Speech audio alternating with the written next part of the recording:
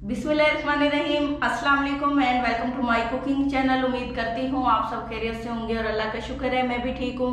आज फिर एक बड़ी मज़े की रेसिपी के साथ आप लोगों की खिदमत में हाजिर हुई हूँ। तो चलते हैं रेसिपी की जानिब, देखते हैं रेसिपी में हमें किन किन चीज़ों की ज़रूरत है और वो कैसे तैयार होगी। जी, तो मेरे पास ये बेसन है और मैंने ये कितना लिया है, 3/4 कप, मतलब 3 हिस्से बेसन लिया है। 1 कप होगा, आपने उसमें से 3 हिस्से बेसन ले लेना है। तो ये उनके लिए जिनको मैथ नहीं आती मेरी तरह, तो वैसे ये 3/4 कप है जो जिनको आती है। तो ये मैंने अब क्या करना है, ये पैन गरम कर लिया, ये मैं इसके अंदर डाल देती हूँ और इसको थोड़ा सा करेंगे फ्राई। आपने देखना है मैं कितनी देर इसको फ्राई करती हूँ। पैन गरम है तो इसको हल्का हल्का फ्राई करेंगे। तो जी, बहुत मज़े की रेसिपी बनने वाली है और वो लोग जिन्होंने मेरे चैनल को अभी तक सब्सक्राइब नहीं किया उनसे रिक्वेस्ट है कि मेरे चैनल को सब्सक्राइब करें, बेल आइकन को प्रेस कर दें और मेरी वीडियो को लाइक और शेयर करें। जी, तो इसको हल्का हल्का फ्राई करेंगे बेसन को, आप देखते रहें। ये भी बता दो ना कि एक दफ़ा बनाओगे तो मज़े आएंगे।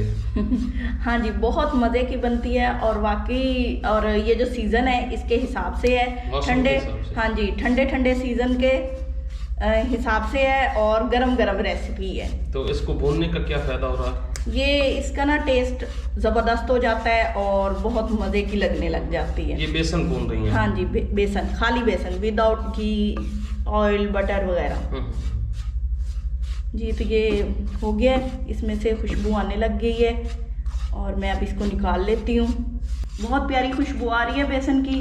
तो जब इसमें से खुशबू आने लगे आपने फिर इसको भूनना बंद कर देना है।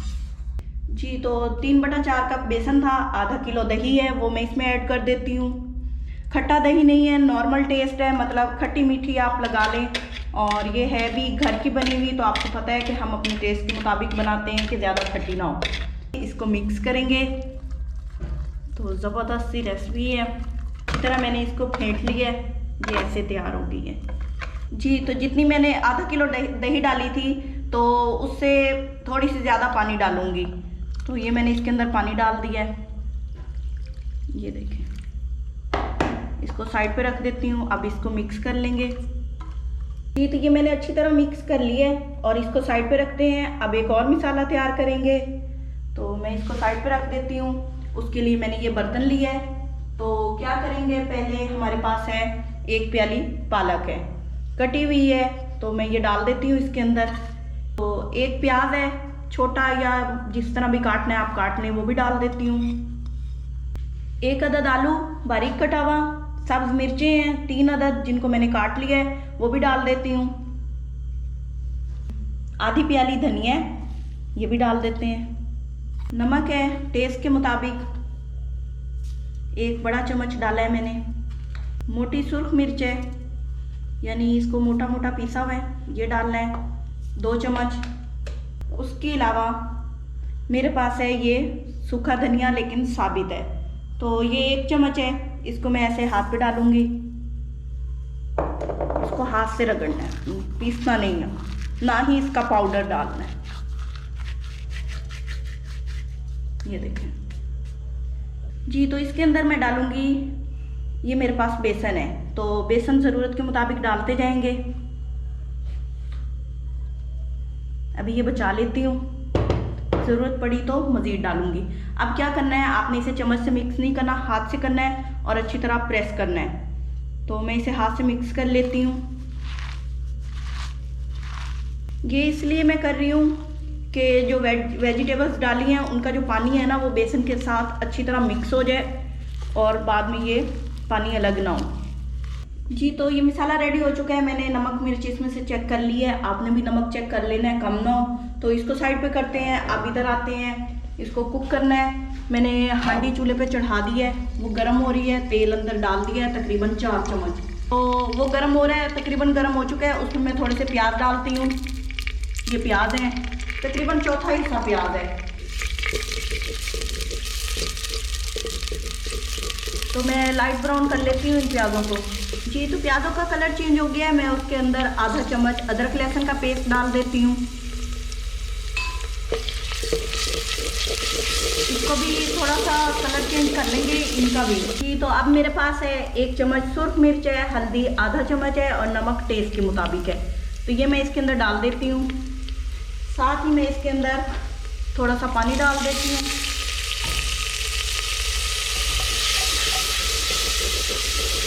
ये फ्राई हो चुका है। अब इसके अंदर डालेंगे वो जो हमने दही और बेसन का मिक्सचर बनाया था, तो वो इसमें डाल दूंगी मैं। आपने एक दफ़ा उसे हिला लेना है।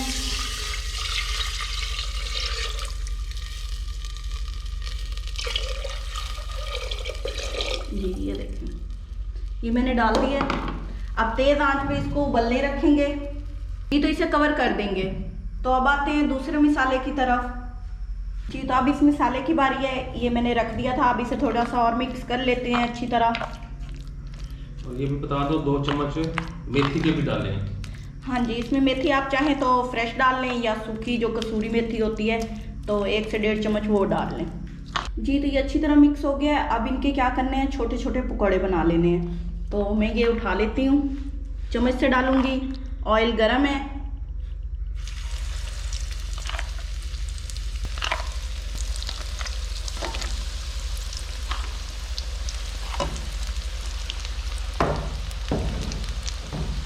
अब इनको हल्की आंच पे पका लेंगे। अब आते हैं दूसरी तरफ जहाँ हमने कढ़ी रखी थी, तो उसमें मैं बता दूं मैंने भुना हुआ बेसन डाला था। अगर आपने कच्चा डालना है तो आपको एटलीस्ट उसको आधे घंटे के लिए पकाना होगा, मतलब अच्छी तरह पक जाए। लेकिन इसमें मैंने भुना हुआ बेसन डाला था, तो मैं इसको तब तक पकाऊंगी जब तक ये गाढ़ी हो जाए और इसमें बॉयल आना शुरू हो जाए। तो ये देखें अभी ये पतली है, इसको मज़ीद पकाएंगे और ये गाढ़ी हो जाएगी। तो इसे मैं थोड़ा सा हिला लेती हूँ। आपने भी वक्फे वक्फे से इसमें चम्मच हिलाते रहना है। तो अब इसे फिर कवर कर देते हैं। लेकिन कवर करने में आपने ये करना है कि इसका ध्यान रखना है कि उबल ना जाए। और कम से कम इसको 15 से 20 मिनट तक पकाना है। हाँ, ये अभी भी टाइम लेगी थोड़ा सा, लेकिन जब ये बेसन भुना हुआ नहीं होता तब तो ये बहुत टाइम लेती है। तो आप पहले बेसन भून लें और फिर डाल दें, जल्दी बन जाती है। अब मैं इसे कवर कर देती हूँ जी। फरमाइश आई है कि इनको प्रेस कर दें, तो मैं इनकी साइड चेंज कर देती हूँ, फिर प्रेस करूँगी, ठीक है ना जी। तो पकौड़े फ्राई हो गए, इनको निकाल लेंगे।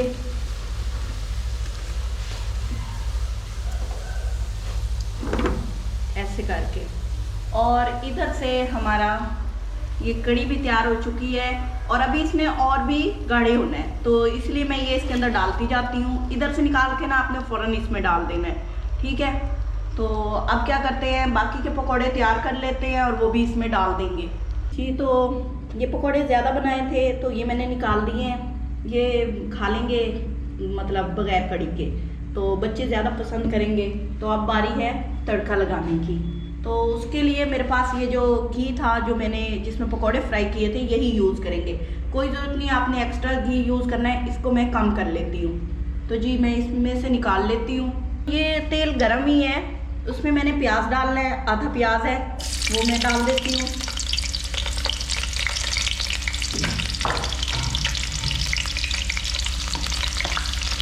जी तो ये मेरे पास आधा चम्मच अदरक लहसुन का पेस्ट है, ये डाल दूँगी। मैंने उसी मसाले में से बचाया था और इसको भी कर लेंगे। अब उसके बाद है मेरे पास 6 साबित सुर्ख मिर्च है, कड़ी पत्ता है, 7 अदद लौंग है और 1 चम्मच जीरा है। तो ये डाल देती हूँ। आंच बंद कर देते हैं।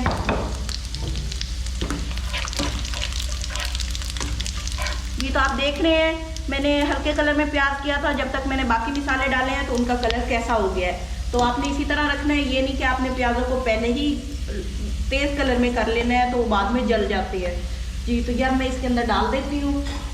इसको उठाएंगे, इधर से इसका कवर हटाएंगे, मिक्स करके इसमें डाल देंगे और कवर कर देंगे जी। तो ये हमारा फाइनल टच भी हो गया। तो मज़ेदार सी कड़ी रेडी है। तो मैं इसे डिश आउट भी करती हूँ, अभी थोड़ा सा तड़का अपना असर दिखा ले जी। तो अब डिश आउट करते हैं। माशाल्लाह से बहुत प्यारी और बहुत मज़े की खुशबू आ रही है। तो मैं इसे निकाल लेती हूँ। तो मैंने 2 से 3 सब्ज़ मिर्चें भी डाली थी, तो आपको मैं दिखाती हूँ। ये देखें, तो इस तरह करके ना मैं इसी मिट्टी के बर्तन में निकालूंगी इसको। और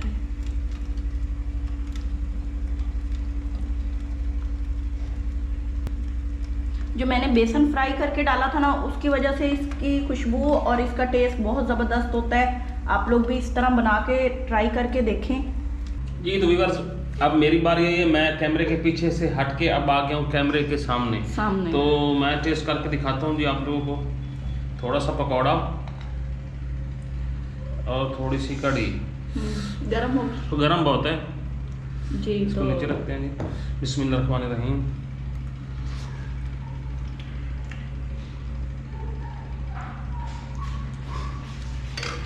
जबरदस्त, माशाल्लाह बहुत अच्छी बनी है, बहुत जबरदस्त बनी है। Thank you. थोड़ी सी गर्म थी, मुंह सड़ गया। अच्छा, अब ध्यान से खाओ बस।